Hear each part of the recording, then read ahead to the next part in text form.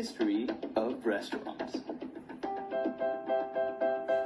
If you're an American, you probably eat out a lot, and I mean a lot. But have you ever wondered where it all started? You're probably thinking it all started with McDonald's, but you'd be wrong. It all started in 1806. A guy named James P. Restaurant had this crazy idea: bring the food to the people. Before James, people had to hunt. That's right, hunt for their food. But James had this crazy idea: why don't we bring the food to the people? Until late into the night, the people danced and celebrated in the street. James got his niece and nephew, both named Donovan, in on it. They built a humble abode, called it Ristorante, as they had immigrated from Italy with the Andolini boy earlier that year. Within months, Ristorante was booming. People could not resist James's simple idea: bringing the food to the people. But fortune didn't last long. In 1808, just 2 years after the birth of an empire, James was killed in a car accident.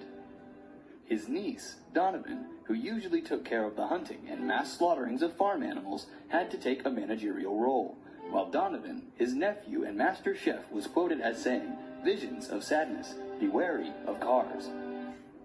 James may have started the movement, but before James, in a small shanty town in the Gothic regions, but in 476, a lowly poor guy named James P. Tavern had his own idea. Not to say that James copied him, but James had the idea first. James had this crazy idea. People used to have to hunt for their food and alcohol, so James thought, bring the food and alcohol to them. He named it Tavern. Within months, Tavern was booming. All the people of the earth went there: Germans, Jews, and even Chinese people. It was great. But fortune didn't last long. In 478, just 2 years after the birth of a franchise, James was killed in a horrible plane accident. Needless to say, he had it coming.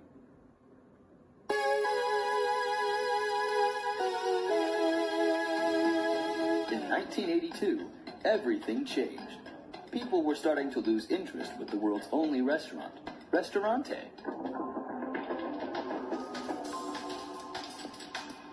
Donovan had basically run it into the ground, and Donovan just couldn't keep up with Donovan's demands.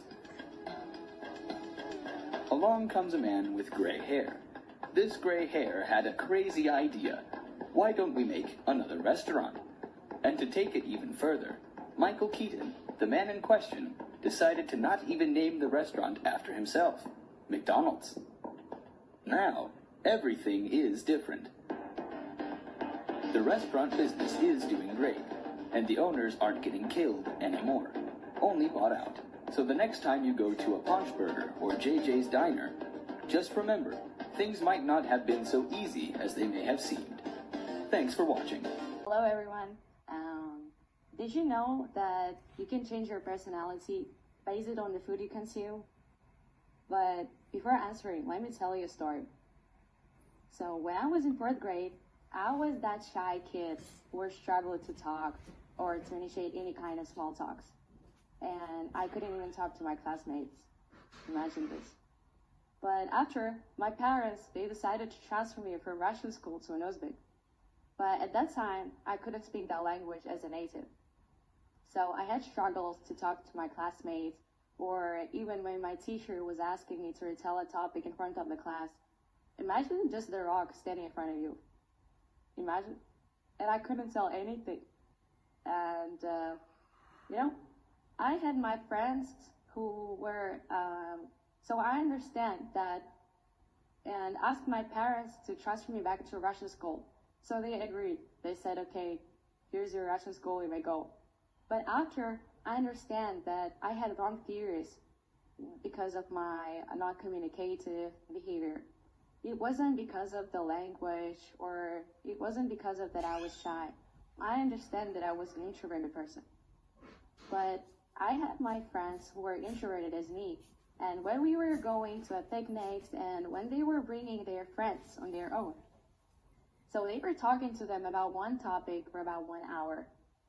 Looking at them, I'm like thinking to myself, I just couldn't imagine the one topic that was held like for about 1 hour, really. And I started to research and think, what if the something happens inside the brain that doesn't allow me to tell or to socialize with people or just even communicate. And so I found out these two chemicals that played a role in these two personalities. Firstly, let's talk about the dopamine. In other words, we can call it as a pleasure chemical. So extroverts have a lot of receptors that are sensitive to dopamine, and introverts have less receptors of the dopamine that are sensitive to it. And imagine, like, introvert reading a book, for example, a fiction book about the Robin Hood and his adventures of how he's like helping people in the village by stealing the money and giving them. And by reading it, the reader gets these kind of emotions. And here we are. He or she got his amount of dopamine. And what about the extroverts? So the extroverts, they get it external way or physical way. For example, performing in front of everyone, show that everyone that they are number one. And so what about the other chemical? So the other one is called acetylcholine, ACH in other words. It turns out that the acetylcholine receptors are a lot more in the introverted brain rather than in the extroverts. And you wouldn't believe me, but my friends, after 2 years of this adventure, I got a compliment from them that I was changed. So like now, it's easier for me to socialize or even to start any communication with people and talk to them. And in 1826, there was a French politician who said, "Tell me what you eat, and I tell you what you are." But now it's 21st century. And I think there is something in his words that we should think about. Thank you.